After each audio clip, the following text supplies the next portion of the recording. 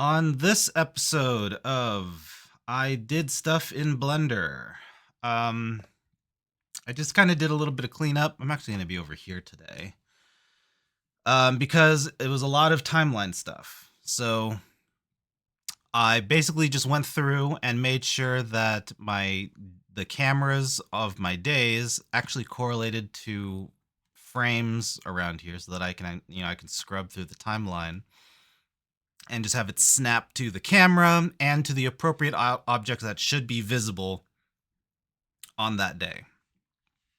So for day one, we're out here on the balcony. I still need to find a way to show the door through this apartment wall. But then we move inside for day two, where we have a relatively empty situation going on, and our little buddy's not all that happy about it. Day five,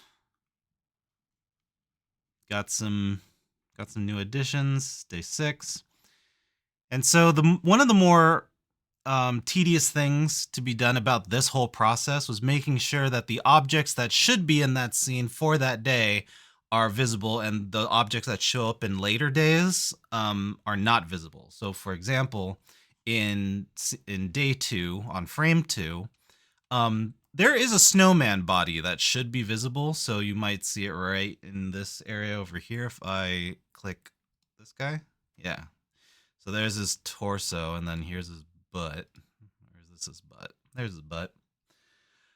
But yeah, just going through and making sure that the correct keyframes are on the correct day. So I think the snowman shows up on day 12. Yeah, there he is. So now all these TVs turn on. And having a conversation about the TV, why it needs to not be plugged in. Our first guest arrives, and we get into a little more hardcore setting up of stuff. So that's pretty much all that I kind of accomplished today.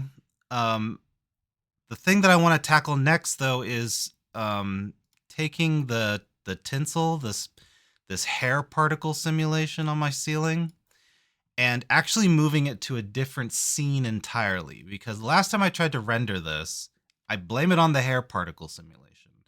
The project's too dense right now for, I guess, my processor, but it will crash Blender. So the theory is that if I send some of the more heavier assets in this scene to their own separate scene somewhere, then hopefully Blender can take scene 1, render that out, take scene 2, render that out, and then in compositing, I can smash them both together and join them again. That's the idea, but that's a process that could have a lot of little tiny errors occur, and I would rather not be cold and sleepy while doing those things, because then I might accidentally make things worse. So I'm going to leave that off for tomorrow, but it's good to have a nice clean workspace before you tackle kind of a complex job like that, or a weird job like that in any case. So that's about it. Tomorrow is day 21.